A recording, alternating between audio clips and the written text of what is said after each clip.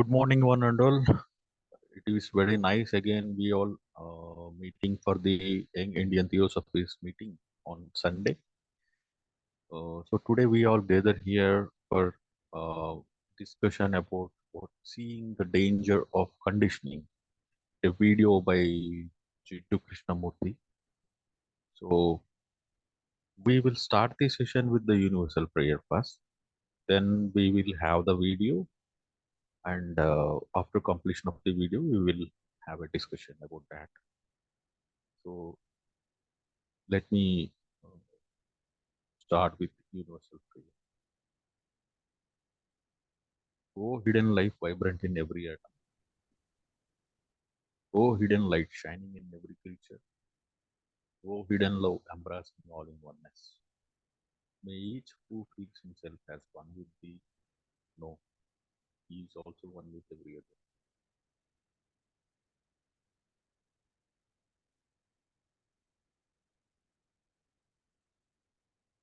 Okay. So, Smitaji, could you please help me in playing out the video so that we'll move forward? Okay, so we all had gone through the video, and it was a very lengthy video, and a lot of things has involved in the video. Uh, when we are whenever we are listening to Krishnamurti's talks, it takes you to a different state, which even we can't even explain it. Uh, because it makes you to found deeper into thoughts, or it sometimes it makes you crazy. I can say that. So coming to the point, like we, he's talking about what is the danger. Can you see the danger of conditioning? So we will begin the discussion with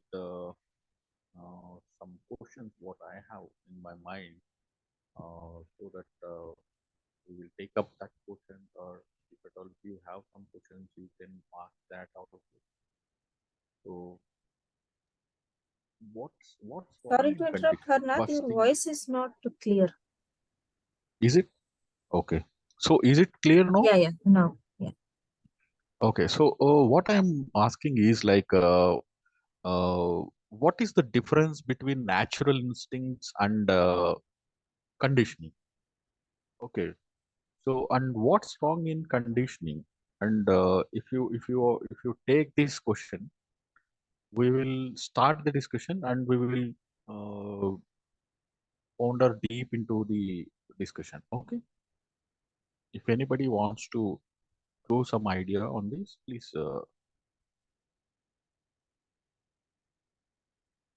Did you get my question? What is the difference between natural instincts and conditioning?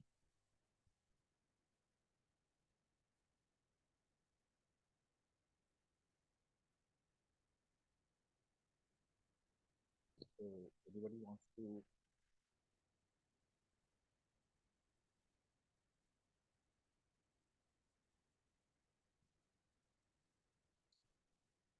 I can see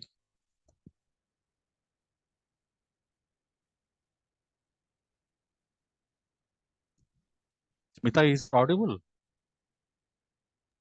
Yes. Okay, because nobody is responding, so I thought I am audible or not. I feel like that. Okay, so since nobody is responding to the question, uh, let me go further deep into this. So first of all, if you take this uh, concept, or I don't want to call it a concept or like that, because there are no words for describing a certain thing. Okay, if you are describing a thing in words, again, it is a kind of nonsense, I can call it. So if you see physical conditioning. Okay, for suppose if you are in India and your color is brown or you are like that because of the climatic conditions and different things. Physical conditions are pretty natural, and we can't avoid those physical conditionings. Okay, uh, but coming to the point, he is talking about the psychological condition. Okay, for suppose the, the physical conditioning should not become a psychological uh, blockage. Okay, for suppose if I'm a Hindu and the other is a Christian, that physical conditioning should not uh, create a division. Okay, it should not in a state to create a division or between the both. If that physical conditioning is creating a division, that division will again leads to a conflict, and that conflict will again throws you into danger. So how to how to avoid this physical, or how to avoid this psychological conditioning, how to avoid these psychological conditionings. So if you go deep into this, what is the major instrument that is probing you into this psychological condition? I can say it is the thought. Thought is the major instrument, or thought is the entity that is uh, pushing you into this psychological condition. Okay, so how can you refine, or how can you make it pure, or how can you make it more and more uh, natural of thought?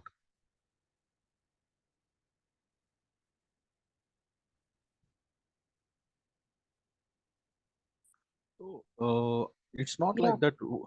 Only I am talking. Okay, if anybody wants to share something yeah, about I'd the like thing, to share. Can you hear me? please, please. Yeah, Yeah. I can So hear. this video is really throws clarity on the connection between conditioning and choiceless awareness. So in this video, he very clearly says that the only solution for conditioning is to be choicelessly aware, because if you are trying, for example, I am conditioned by the fact that let us say what is now first your first question was regarding what is the difference between instinct and conditioning. So that's actually a very good question, and we may go into it little later, because I was trying to think about it. It's very interesting because uh, it's a little difficult to go into that question. I'll go into this what I want to say before that. See, what he says very clearly in this is choiceless awareness is the only solution to combat with conditioning. Why? Because if you are making a choice, even supposing it's a good choice, that is also that is also a form of conditioning. So you're choosing from certain for certain reasons. Now those reasons are also a kind of conditioning. For example, I don't know. There are so many examples, but so this video was excellent to understand that. Actually, I have been watching Krishnamurti for so many years, but I didn't see this beautiful, simple connection between choiceless awareness and why we should practice choiceless awareness. Let's have another question. Let's before we go into the tougher questions. What is not conditioning? Facts are not conditioning. Okay, Correct. facts are not conditioning. Facts are facts. I'm an Indian is a fact. Then an Indian is a this type of human being. He has caste bias. He has gender bias. He's a very limited human being in terms. If you see Indians compared to other countries, Indians have a very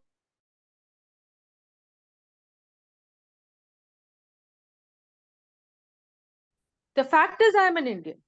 But what is an Indian is the conditioning. So now let's go to your first question. What is the difference between instinct and conditioning? So first, let's see what is an instinct. Instinct is something you get automatically. That is, uh, there is fire. You know that you shouldn't touch it. That is instinct. Uh, is that the same as conditioning? No. When we talk about conditioning, I think my answer to that question is the difference between instinct and conditioning is something which is built up, whereas instinct is, there is only one thing in it, there is one element in it. There is no there are no steps in it. There are no several lines of thought in that. That is just one thing. For example, a mother has a instinct to take care of her child. There is no thought in that. Every mother has the same instinct. It is not her conditioning. So so instinct is something hereditary. We are getting it in our genes. It is automatic. Conditioning is not automatic. Conditioning is taught to us. From childhood, we are taught that we should be first in class. From childhood, we are taught that our life has to be productive, has to have meaning, we have to leave a stamp in this world. There has to be some. That's also conditioning. We live with these conditioning, we don't question them until we reach major roadblocks in our life. Then we question them. So conditioning and instinct are definitely two different things. That's it. Correct. So, if you are living in this, coming to the point, like, if you are living in this physical world, is it possible for a human being to be not uh, influenced by the external factors? Is it because now, when we are living in a physical world, automatically you got bombarded by the external factors. For suppose, uh, when you are living in a society, you don't aware of that, you got influenced by that. When you are aware of that, that okay, I got influenced by that external thing, that awareness will bring you some kind of freedom in you, like, from this condition. That's what you explained very clear, like, choiceless awareness. So that's great. If at all, if a human being can have this choiceless awareness, but is it possible to, in this world, can we live like that? Because what you explained is a simple example. From childhood, we should thought like that, like you have to do a job and you have to earn money, otherwise you are you are not a proper human being. So we got a influence from the childhood itself. Okay, so how to get rid of that external conditioning, I can say. For suppose, if at all, if I am behaving something uh, according to my own things, if I'm not responding to the external factors, again people might think like he's some kind of mad or something like that, right? So if I'm acting in a different way, not uh, a normal human being is doing, they may think like why this fellow is doing like this. So these are all things we should keep on considering. The families, we are considering the relations, we are considering the society, everything, right? So these are all we can't avoid them. Before, if you are avoiding the family, if you're avoiding the society, if you're avoiding relationships, then I can say it is a fact. That is you. That is exactly you. But we can we live like that? We can't, right? Yeah, like basically it's something like you're saying about, let's take up the thing that you just said, that one conditioning is that we have to earn a living. Okay, this you are saying is this is a conditioning that all our families, parents expect us to earn a living. Is that a conditioning or is that the truth? Okay. It is the truth. It is not conditioning because we all have to, we live in this earth. We are not like animals. We are humans. And we as humans have built up systems of barter.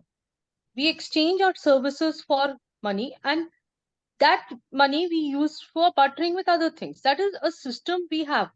If we did not live in this earth, which has evolved this system, and there was some other earth where as humans we could also fly like birds, and we could also just go on top of trees, eat fruits, and then fly and make a nest. That's a different thing. We are not that. We are type of human being which are we are type of sentient being which is on earth, and has the on earth we have created a system of barter. So we do have to earn a living. This is not a conditioning, this is a fact. Correct. So there, I would disagree with you saying, if you say, "Oh, that's your conditioning," I would disagree. That is not a conditioning; it's simply a fact on Earth. Okay. That's our So, planet. We do not have any other choice. We do not live in any other place where we don't have to earn a living. We all have to earn a living, unless I mean you don't have to. For example, you have that type of money that you don't have to, but you're still using somebody else's earned money. So someone has earned money for you. So correct. the fact is you have to earn money. So that's not a conditioning. That let's take up some other sort of like for example, you can No, no, say no. you have to make What a I name mean for yourself. to, That you yeah, can take what, up. Like conditioning that you have to you have to leave a mark hmm. in your so, profession. so what I That mean to could be a tell, conditioning, a valid conditioning, I'm saying.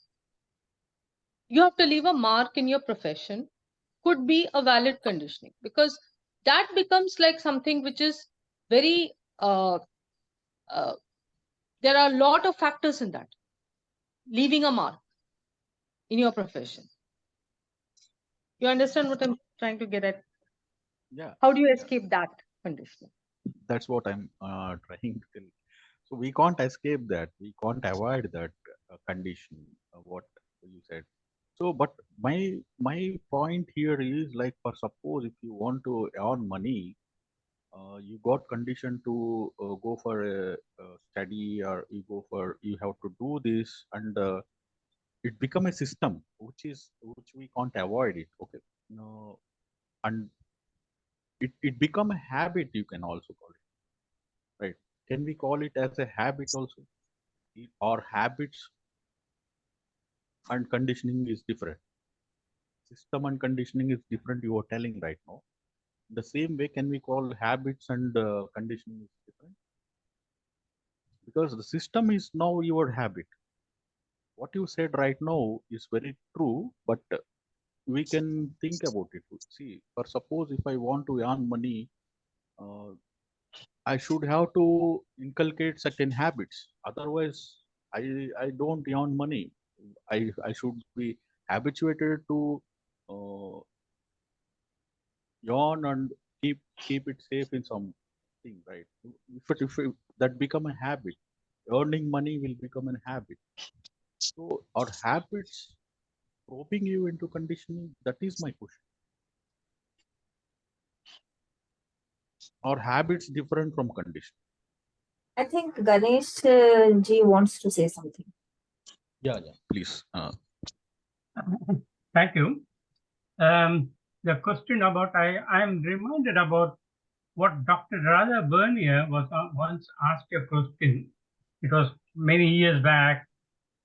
In India, we can't book a train ticket without giving money to somebody, because when you have to go to a particular meeting or something like that, you have to book. That is a normal thing which everybody does it. What do you say about it? She said, no. If I have to give something which is wrong, I don't do it. I don't go to the meeting. In one of the meetings, a similar question was asked to J. Krishnamurti. one of the audience, he just got up and said, "Sir, you are telling so many things. If I have to live in this world, in this country, I can't live without doing any of these things." Then JK's reply was, "Sir, please do not." I mean, what he meant was, do not live. If you've got a principle thing. So now I want to add one more thing of Dr. Radha Bernia. In her life, it has never happened that she has to pay some money to get a ticket to go anywhere.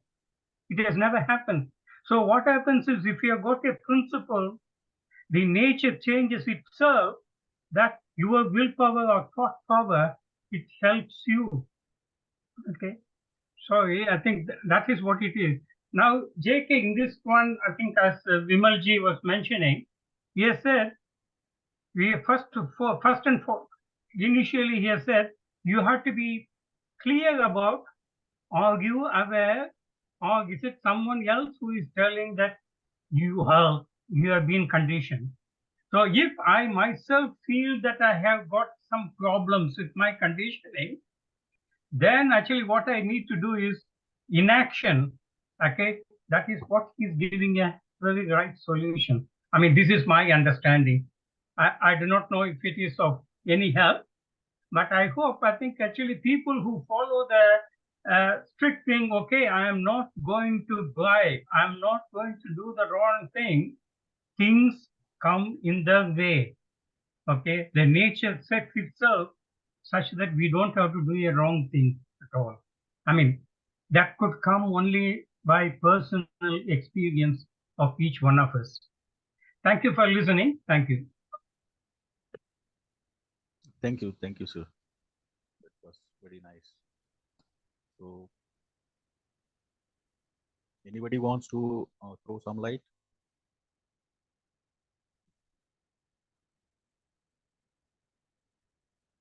So, I think nobody wants to give their comments. So, let me go further. So, what's danger in conditioning is, like, for suppose if we are conditioned and if we are not aware of that, we are conditioned, then that might leads you into a kind of you know weariness. If you are if the mind got habituated to these repeated actions or repeated what an events, then the mind or your brain will become dull. Okay, because of that repeated things, because of that conditioning, because of conditioning you do the repeated actions, because of that repeated actions the mind becomes dull, because you are losing, you are investing the same energy for the same action, okay, for the same thing. Okay, so when you are investing the same energy into repeated actions, that makes you dull. So, and that makes your brain to not think about something new. So that is the danger of conditioning. What I feel like, it makes you dull, and it is a wastage of energy. So that's it. If you are aware of you that you got conditioned, that is more than enough. And it is not like that somebody comes and somebody tell you that you got conditioned. That is not the thing. You should have to know by yourself. But sometimes again I got a question right now, like, what's wrong in taking external support, or what's wrong in taking external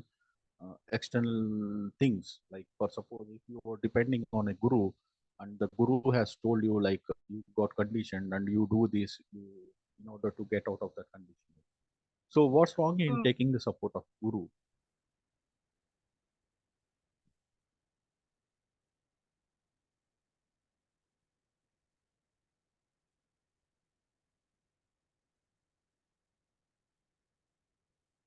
think nobody is answering again. Everybody is silent. I can see CA Shindeji. Are you there? Hi. Hi, sir. Hello. Yeah. Am I audible? Yes, yes, you are audible, sir. Yes. It is very important talk which we heard today. And all of us must think of three questions you can contemplate on when you go to the at your place and when you are secluded. Think of this. No event can make you intelligent. That is first. No event can make you intelligent because we all are habituated to show our intelligence. It is natural because in this root race, human intellect is developing. We are evolving intellectually. But Krishnamurti makes us aware no event can make you intelligent. And that is what we must kill our ambition. We don't want to be an event maker. And second question we must contemplate, then what is intelligence? He replies, non-action is intelligence. Non-action is intelligence. Correct. And further he says, possible action is inaction. Possible action is inaction. So these three important points need to be contemplated from this talk. They are very deep. No event can make you intelligent. Non-action is intelligence. And possible action is inaction.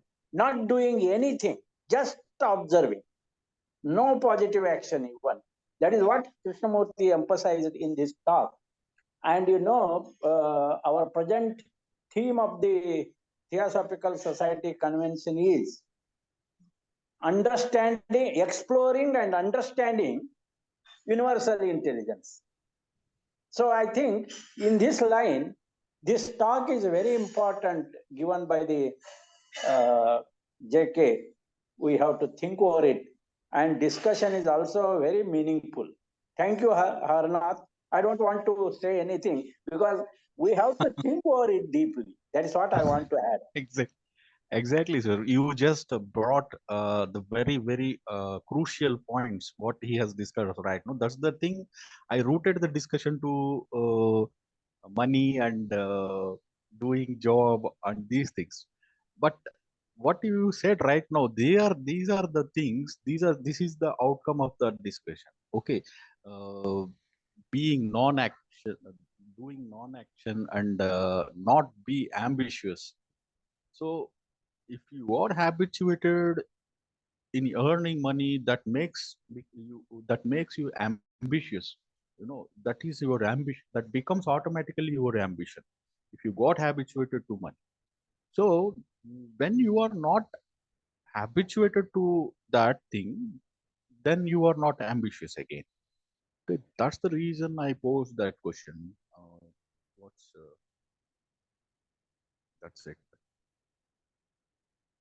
So if that action is making you uh, conditioned, don't do that. We can even see the danger of this conditioning right now. That conditioning is now making you divisions. That conditioning is dividing the world. As you can say, that conditioning of money is making you rich. He is rich. He is poor. Again, that is also a conditioning. That division is also came out of conditioning only. He is rich and I am poor. You are middle class. These all divisions happen because of conditioning only. Okay, so anybody wants to throw some light, or anybody wants to discuss something else? If anybody want any question, if anybody have any questions, we can Yes. take it the final comments. Yeah, Yeah, I'd yeah, like to please. take. So, would it be fair to say that choiceless awareness is a holistic viewing of something, where you're seeing all sides of something and you're just aware? So, could one call it holistic viewing or holistic understanding? Would that be correct? Yeah, obviously, like when you are not choiceless awareness again, right? When there are no choices, there is no division again, right? When there is a choice, there is division. When there are no choices, there is no division. You will just respond to the fact. You will just respond to the insight. And this choice, again, it is bringing by an instrument called thought. When you are using the instrument of thought, the thought makes you to bring choices, like which one I have to prefer. When you are using the instrument of insight, that makes you uh, that is choiceless awareness. Insight will never give you choices. It's just a direct action. Insight is nothing but a direct action. There is no choices. So I can say the choiceless awareness is a holistic uh, event or a holistic activity. You can call it.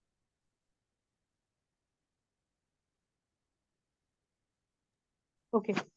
Good morning. May I ask some other question, not related to this subject, but about JK sir? Yeah, you can.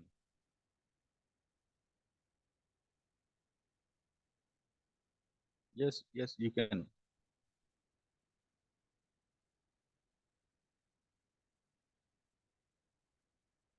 Hello.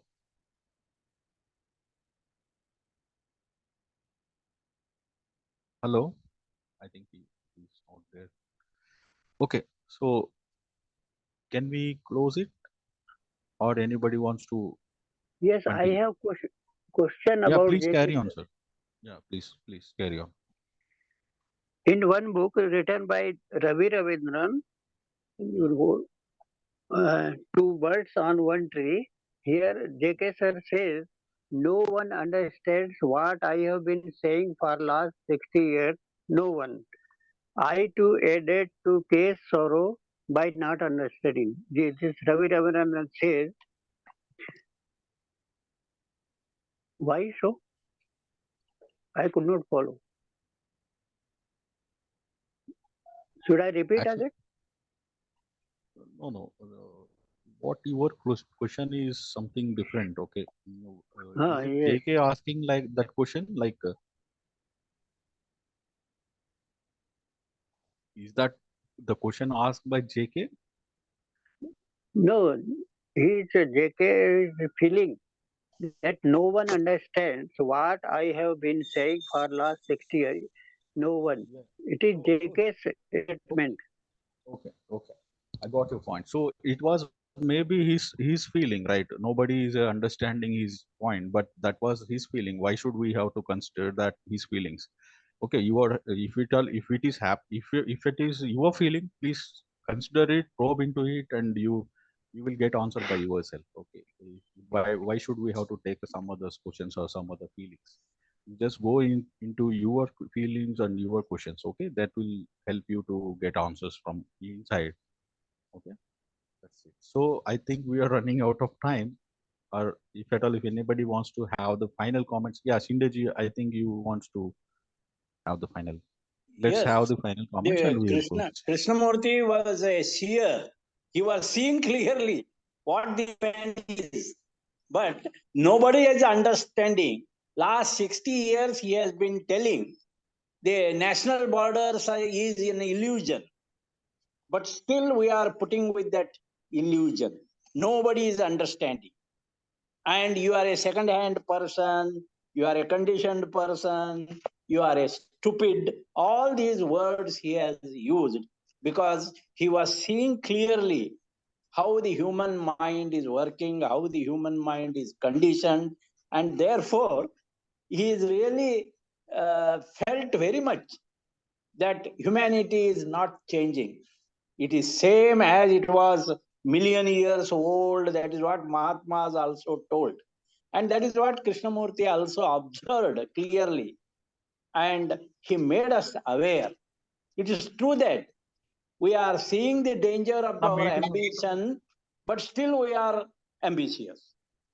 That is how we are seeing the danger, but still we are ambitious, means we are not seeing actually, but we say that we are seeing danger.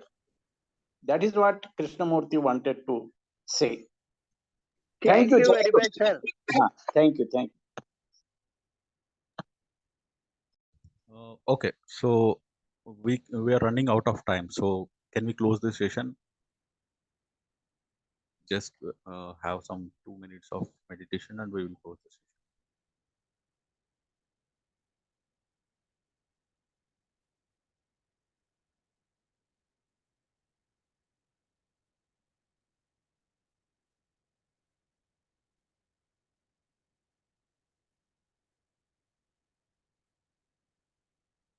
Okay, thank you everyone for joining today's session, and it was very nice discussion happened till now. I think everybody got some new ideas, and everybody got some output out of the discussion happened. It was a productive discussion, I can call it. So thank you, and have a nice day. Thank you.